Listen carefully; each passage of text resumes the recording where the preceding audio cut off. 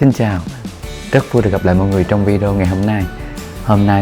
Trong video này mình sẽ giới thiệu về cách tự cắt tóc tại nhà cho nam. Khi mình tự cắt ở nhà thì vừa là vệ sinh, an toàn mà vừa là đáp ứng được cái yêu cầu của mình, đơn giản là có một mẫu tóc mát mẻ chứ mình không có cần cầu kỳ gì cả. Và tiếp theo là các dụng cụ cần phải có để tự cắt tóc ở nhà nha các bạn. Đầu tiên là tông đơ.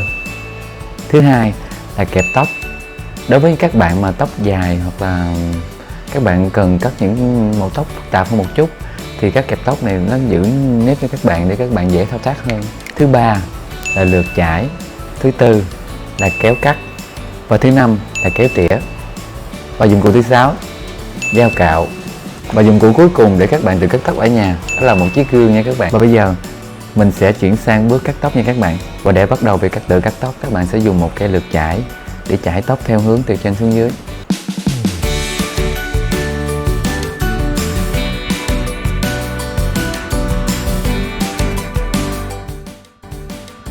Và bước thứ hai là các bạn sẽ dùng tông đơ để cắt các phần tóc xung quanh này và chừa cái phần ở trên đỉnh đầu. Cái tông đơ này mình mua nó có các mức cài đặt được cài đặt sẵn, các bạn không cần tháo cái phần này ra, chỉ cần đẩy lên đẩy xuống là các bạn có thể thay đổi được cái độ dài của phần tóc các bạn định cắt. Và mặc định trên cái tông đơ này nó sẽ có 10 cái mức độ dài khác nhau, từ 3mm cho đến 21mm. Các bạn có thể tùy chọn tùy vào độ dài tóc mà các bạn mong muốn. Và khi mình sử dụng để cắt cái phần tóc xung quanh này á, thì mình sẽ dùng đầu tiên là mức 11mm và mình sẽ cắt cho các bạn xem.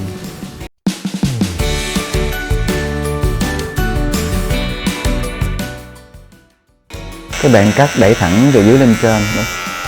Như vậy nó sẽ không có phạm vào cái phần mà tóc ở trên đỉnh đầu. Và tương tự là các bạn cắt phần 11mm cho cái phần ở bên đây.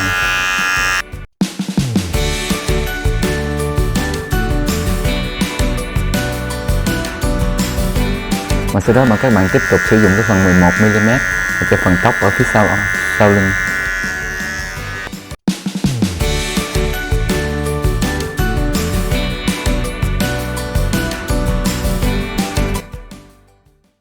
Và sau khi cắt với cái mức là 11mm, mình sẽ cắt cho cái mức tiếp theo là 7mm.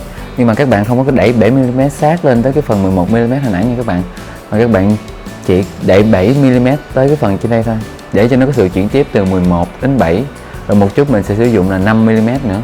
Các bạn sẽ đi từ cao đến thấp thì cái đầu mình sẽ cảm thấy nó liền mạch, nó không có bị lồi lõm. Và bây giờ mình sẽ sử dụng là 7mm nha.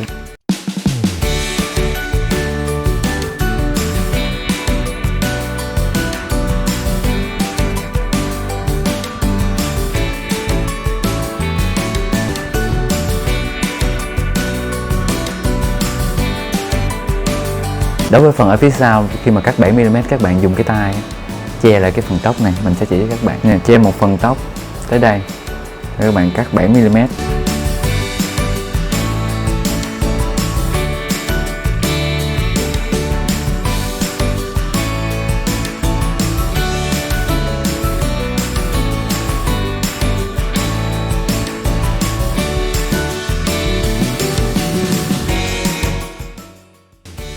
Đầu tóc của mình hồi nhỏ nó bị té cho nên nó có cái phần trống ở đây, nó bị thẹo đó các bạn, chứ không phải là do cắt lỗi đâu. Và sau khi mình hoàn thành phần cắt bên đây và phía sau với 7mm thì mình sẽ tiếp tục phần bên dưới là với 5mm.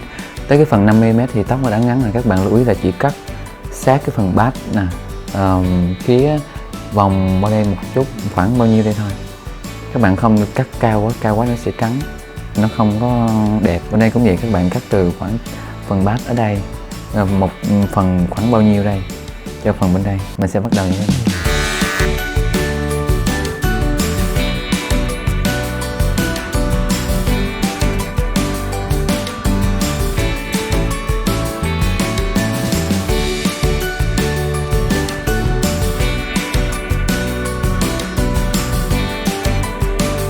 Và sau đó là tương tự cho phần ở phía sau.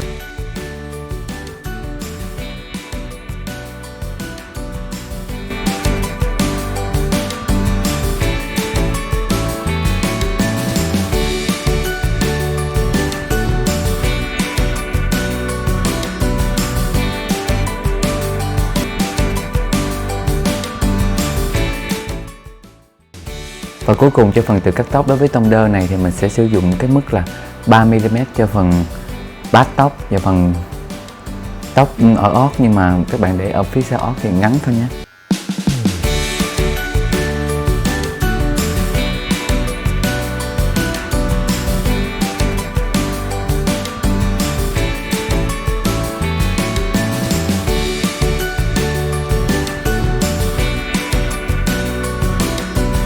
Đối với cái phần 3mm cho phần phía sau, các bạn lưu ý là mình che tóc lại chừa ít thôi, các bạn đừng có để cao quá.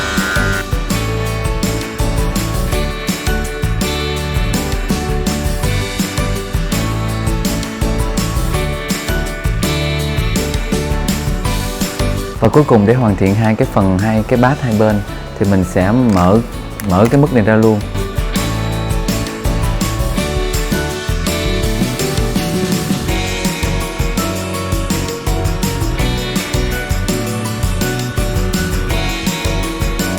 Các bạn sử dụng cái phần ngắn nhất này tới cái bát từ cái trên đỉnh lỗ tai xuống, các bạn không có đỉnh cao quá.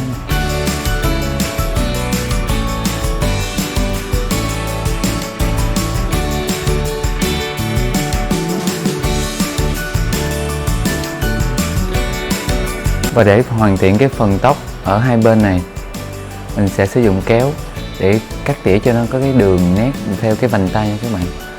Các bạn dùng kéo cắt để mà cho nó nhìn thấy cái vành tay đi từ bên đây qua bên đây. Giờ mình sẽ cắt.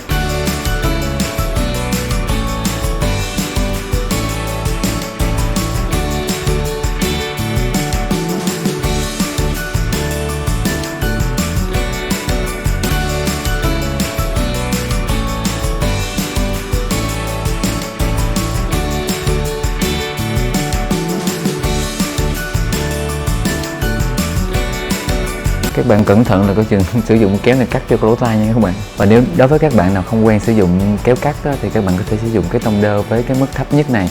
Các bạn cắt cái phần vành tai này.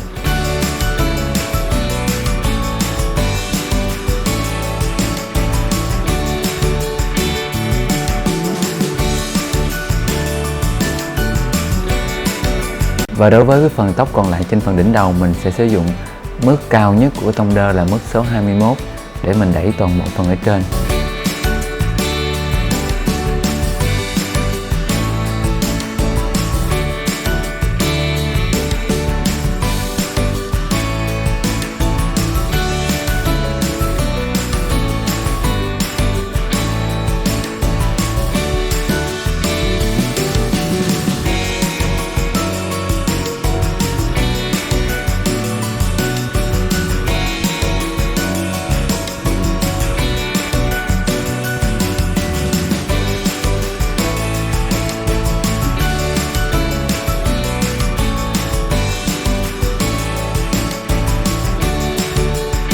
Và tương tự cho phần phía sau nha các bạn.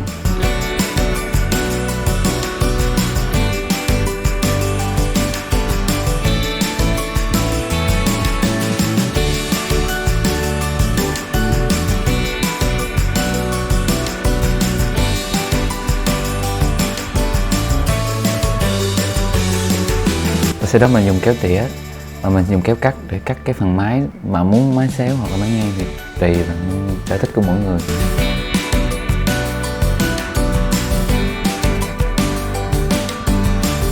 Và cuối cùng để hoàn thiện cái phần tự cắt tóc này, mình sẽ sử dụng dao cạo được cái phần tóc cho nó sạch những cái phần tóc con. Các bạn sẽ thấy đường nét rõ hơn, tóc đẹp hơn.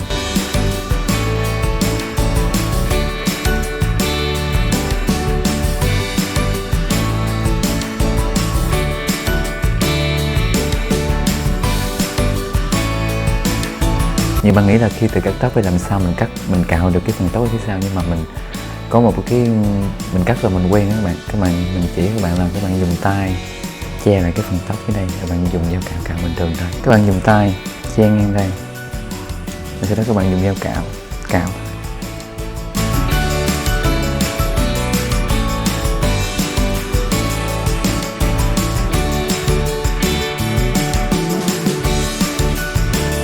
Các bạn cứ giữ tay và cạo bình thường thôi nha các bạn.